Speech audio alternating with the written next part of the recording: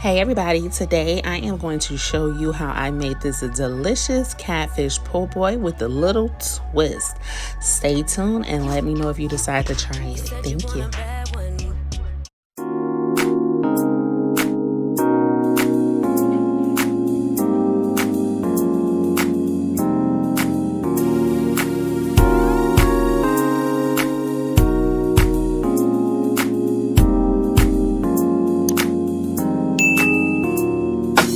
So the first thing we're going to do is we are going to get started with our seasoning mix for our catfish. I just have a little Ziploc bag here, and I'm going to use my Blackened Seasoning recipe. If you follow my last at-home date night recipe, you will see the recipe for that there, but there's some paprika, onion, garlic powder, brown sugar, black pepper, some cayenne, some thyme, and some salt. I'll be sure to leave the ingredients in the description box for you a little bit later. I did also add some Creole Seasoning as well as some Old Bay. And I think I also added some basil, but I'll go ahead and be descriptive with all of that in the description box. Once everything is in the bag, you're going to go ahead and give it a nice shake so that everything is nice and well blended.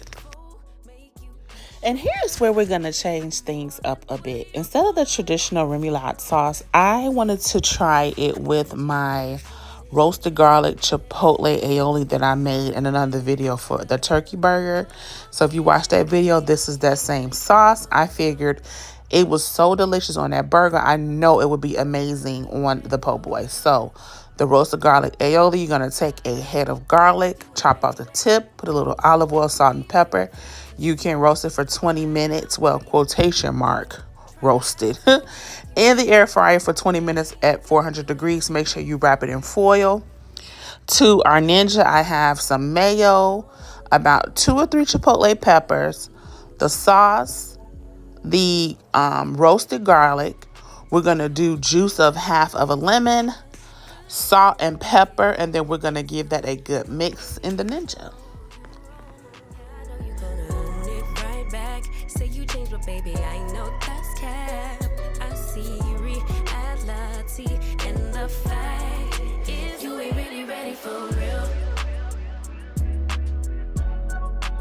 You ain't even ready for real. You ain't really ready. Won't be faithful to someone ungrateful. I can't try to make you. I forgot to mention I did put a little bit of ground cumin in there as well. But you see, it's nice and blended, and we can go ahead and set that in the refrigerator or set it to the side so it can just continue to go ahead and, you know, marry together. So we're going to go in with some catfish nuggets. Now, I know they sell those catfish nuggets at the store, but I'm sorry. That has to be like leftover catfish belly after they clean out the catfish, little pieces that hang off. And no, I'm sorry, but I cannot eat that. It just feels like scraps. So I make my own catfish nuggets, take the fillets, and you can make the pieces yourself. It doesn't take long at all, but the flavor and taste is much better than those little leftover belly scraps that they sell as catfish nuggets. Well, in my store, maybe your store sells something different, but in every one I've been to, it's usually those little belly pieces that they can't get rid of, and they just call them nuggets. But yeah, cut them up in about 1-inch pieces. I think I had about 3 catfish fillets, but it just depends on how much food you're trying to make. So, you know, of course, you're going to adjust as you go. And then we're going to go ahead and get our fish seasoned. So you're going to start with about a tablespoon of white vinegar. And then we are going to season well that catfish with the blackened seasoning. And just give it a nice mix to get everything nice and seasoned. And then while this fish is sitting, we're going to go ahead and get started on our dry batter so that we can get to frying the fish.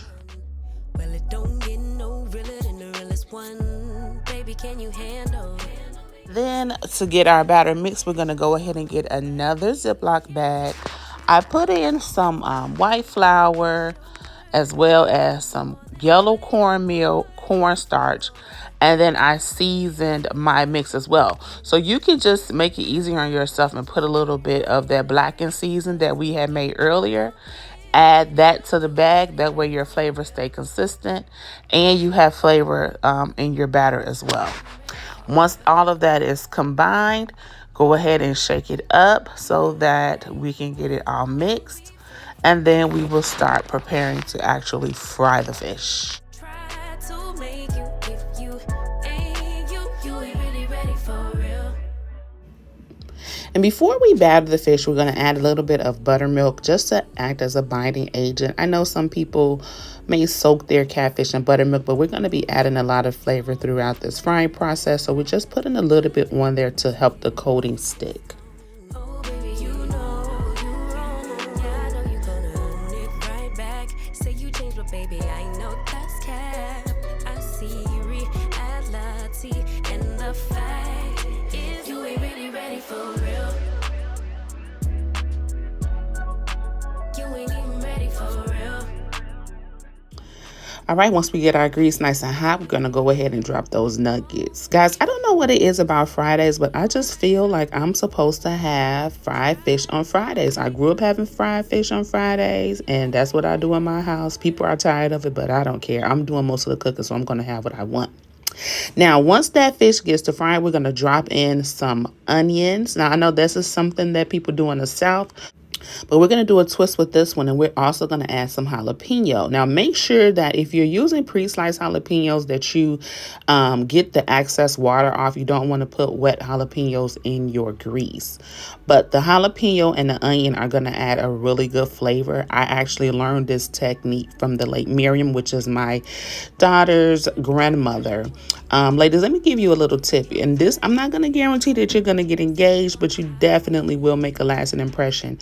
If you have a man who likes a certain type of, recipe that someone in his family makes, don't be upset if you make it different and he doesn't care for your version.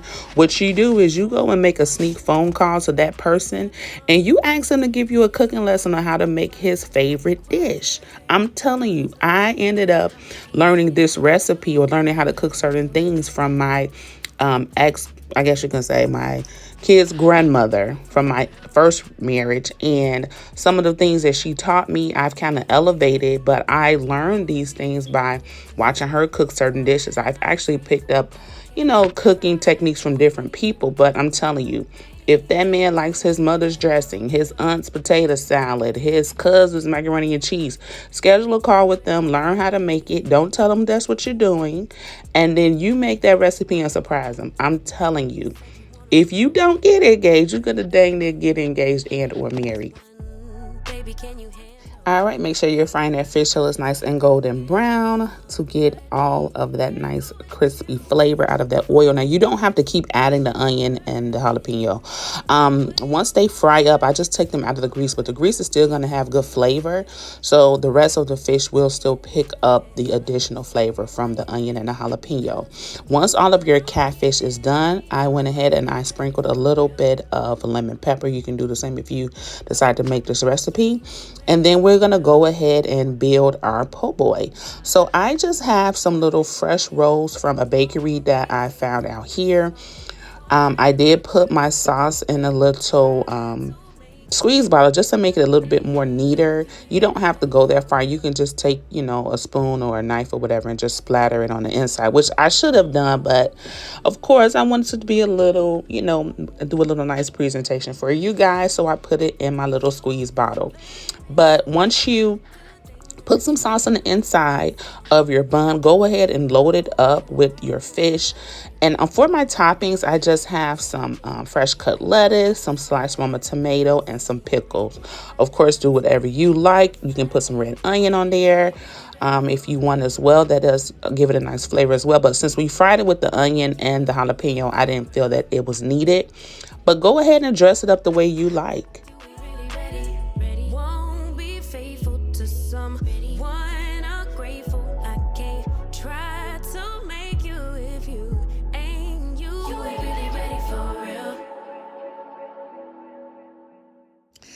And then once everything is nice and stacked up, go ahead and put some more of that sauce on top, because the sauce on the bun, I don't like to put too much sauce because you don't want your bun to become weak and then the whole sandwich just falls apart. I just put enough to keep it from being dry, and then I put more on top to get more flavor to the sandwich. Guys, that spicy chipotle sauce with that fried catfish and that fresh roll, baby. Ooh. Happy Friday. So delicious. Said you wanna have one. Yeah. You with the hottest under the sun. But be careful what you wish for. Make you eat your words. If I'm more than what you bargain for. Fun to flirt, but promise to. And this last step is optional. I just put a little bit of coarse ground black pepper over the top. It's not necessary, but I just like fresh pepper on a salad. And it's kind of like a salad on top. But look at those sandwiches, so fresh. Squeeze you a little lemon juice if you want before you take your bite. Y'all, this is so good. I know it's a little different from your traditional po' boy, but that's a good thing about a recipe. You can switch it up however you want. I hope you guys enjoyed this video, and if you give it a try, let me know. Until next time.